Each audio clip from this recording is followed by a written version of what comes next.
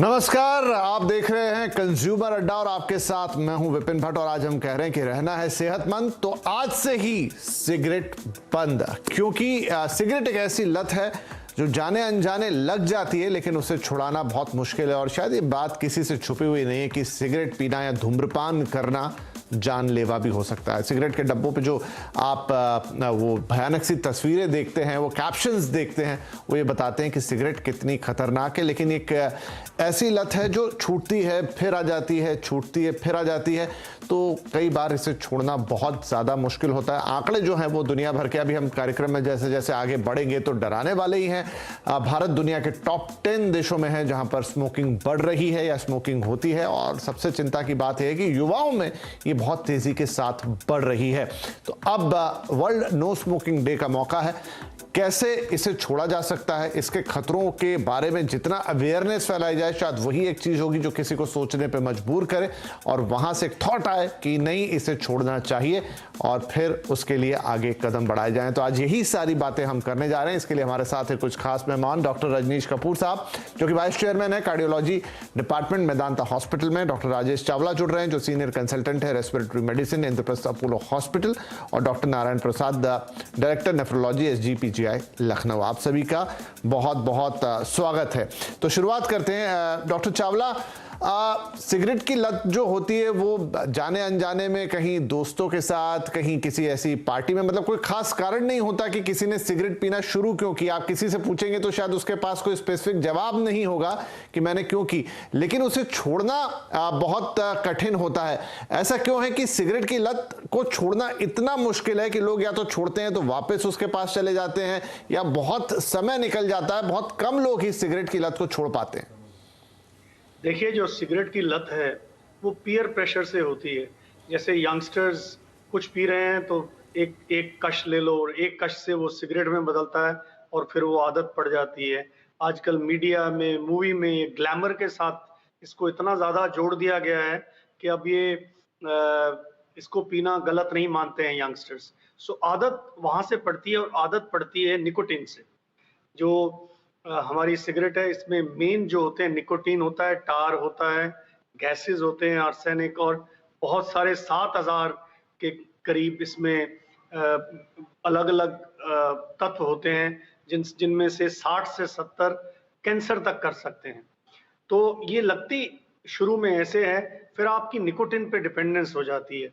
जैसे ही उसका लेवल कम होता है तो आपको उसकी पीने की तलब लगने लगती है। इस तरह से आदत पड़ती जाती है और सालों दर साल आप जो इससे बीमारियां होती हैं, जैसे आप बता रहे थे, ये सिर से लेकर पांव तक हर एक बीमारी का जन्म दे सकता है।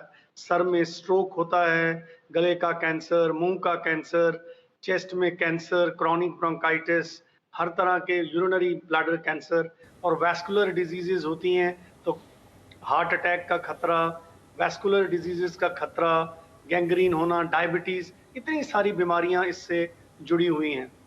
तो अगर इसको छोड़ा जाए, आप जैसे छोड़ने की बात कर रहे थे जी, छोड़ एक एक करके नहीं छोड़ सकते। मैं आज कम कर देता हूँ, आप बहुत कम सक्सेस होती है। अब मैंने कम कर दिया डॉक्टर साहब, 15 पीता था, अब 10 कर दिया, वो फिर 15 पे चला जाता है। ये देखा गया है कि जो एकदम छोड़ते हैं वही लोग छोड़ पाते हैं। हालांकि 2 से 3 हफ्ते तक दिक्कत होती है, घर वालों से, दोस्तों से, डॉक्टर से, सबकी एनकरेजमेंट से ही, आप मोटिवेशन से ही इसको छोड़ सकते हैं। जी, तो ये बड़ा इंटरेस्टिंग है। डॉक्टर रजनीश कपूर, एक डेटा में पढ़ रहा था कि अभी जो कोरोना का जो वक्त गुजरा और लॉकडाउन जो रहे उसमें बहुत सारे लोगों की सिगरेट छूटी, क्योंकि शायद वो घर में रहे, लॉकडाउन में रहे, घर के लोगों में, घर में बच्चे हैं, माता पिता हैं, उनके कारण वो पी नहीं पाए और उनकी सिगरेट छूटी। इसका मतलब है छूटी तो सही, लेकिन शायद उन्होंने उसमें से अब कुछ लोगों ने फिर से पीना शुरू कर दी होगी। तो क्या इतना टफ है सिगरेट को छोड़ना? देखिए, थोड़ा पीयर प्रेशर आया तो वो छूट भी गई। बिल्कुल सही फरमाया। जैसे अगर सर्कमस्टांसेस ऐसे प्रोवाइड हों स्मोकर्स के लिए जो जहां उनको सिगरेट की अवेलेबिलिटी में दिक्कत आए, ना मिले, या इतना डिसिप्लिन एनवायरनमेंट है, जैसे कुछ लोग हमारे पास हॉस्पिटल में एडमिट होते हैं अपने हार्ट के ट्रीटमेंट के लिए and somehow because of some reason or the other उनको 15-20 दिन रुकना पड़ता है हॉस्पिटल में, तो 15-20 दिन वो सिगरेट छोड़ते हैं। So if there is a pressure from outside and circumstantial pressure, तो वो उसको कर सकते हैं, ऐसा नहीं है वो कर नहीं सकते हैं, but then once they go back into that forum, into that society, into that company, they start doing smoking again. तो रीजन क्या है? रीजन डॉक्टर चावला भी मेंशन कर रहे थे, सिगरेट में जो निकोटीन मेन केमिकल है, जब वो ब्लड में एब्जॉर्ब होता है तो वो एड्रेनालिन रश करता है बॉडी के अंदर, और एक और हार्मोन सिक्रीट करता है डोपामिन। डोपामिन का सिक्रीशन बढ़ जाता है और एड्रेनालिन का सिक्रीशन बढ़ जाता है। अब जो डोपामिन है उसका क्या कार्य है? अपने ब्रेन के अंदर कुछ सेंटर्स ऐसे हैं जो डोपामिन जिन पे एक्ट करता है और एक हैप्पी फीलिंग देता है उन सेंटर्स के जरिए। सो कहीं ना कहीं जो एडिक्शन है वो ये है, जब उसने शुरू किया तो उसको ये दो हार्मोन्स की वजह से कुछ ऐसा प्लेजेंट फीलिंग या हैप्पी फीलिंग मिला, जिसकी वजह से वो उसका एडिक्शन पोटेंशियल बढ़ता चला गया, और वो जब काफी टाइम हो जाता है, क्रॉनिक स्टेज में पहुंच जाता है, तब उसकी लत मानी जाती है और एडिक्शन माना जाता है और वो छोड़ नहीं पाता है। सिगरेट विड्रॉल अब हुआ क्या? तो साइकोलॉजिकल डिपेंडेंस हो गया।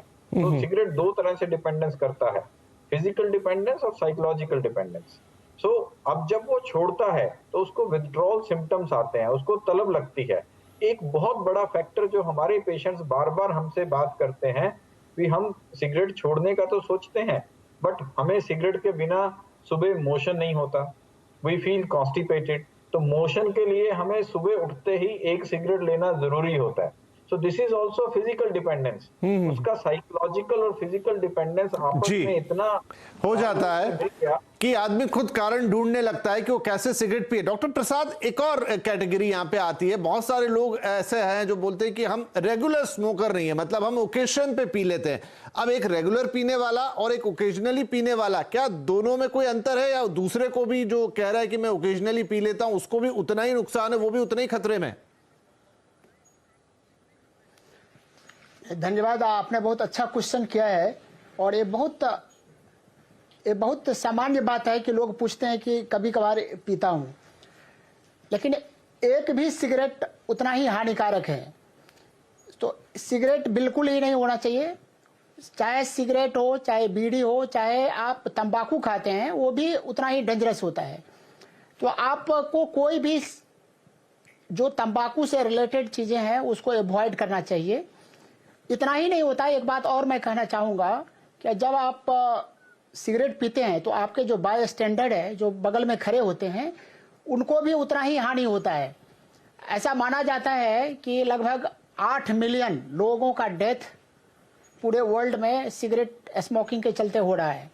उसमें 7 मिलियन तो लगभग डायरेक्ट जो स्मोक करते हैं उनका होता है, और लगभग 1 मिलियन डेथ जो होता है वो पेसिव स्मोकर को हो जाता है, जो बेचारे सिगरेट पीते नहीं है लेकिन जो सिगरेट के इन्वायरमेंट में रहते हैं और पीने वालों के साथ रहते हैं, तो उससे भी होता है। तो ये बहुत ही डेंजरस है। देखिए, ये जो सिगरेट का जो स्मोक होता है तो हमारे शरीर में कैसे हानि पहुंचाता है। एक का तरह का फ्री रेडिकल्स प्रोड्यूस करता है। वो फ्री रेडिकल्स जो होता है वो इंडोथेलियल सेल्स जो होते हैं वैस्कुलर सिस्टम्स के, उसको हानि पहुंचाता है। और इसलिए ऐसा माना जाता है कि पर्टिकुलरली इंडोथेलियल सेल का डिसफंक्शन हुआ तो कोरोनरी हार्ट डिजीज, हाइपरटेंशन, ये सारे वर्सन हो जाते हैं। और हमें सबको पता है कि ये लंग डिजीज के लिए भी बहुत हानिकारक है। तो ये फ्री रेडिकल्स जो प्रोड्यूस करते हैं, जो स्मोक करते हैं, वो इतनी हानिकारक है कि आप चाहे एक पिए चाहे बार बार पिए, वो नुकसान पहुंचाती नहीं आपका, बिल्कुल। और आप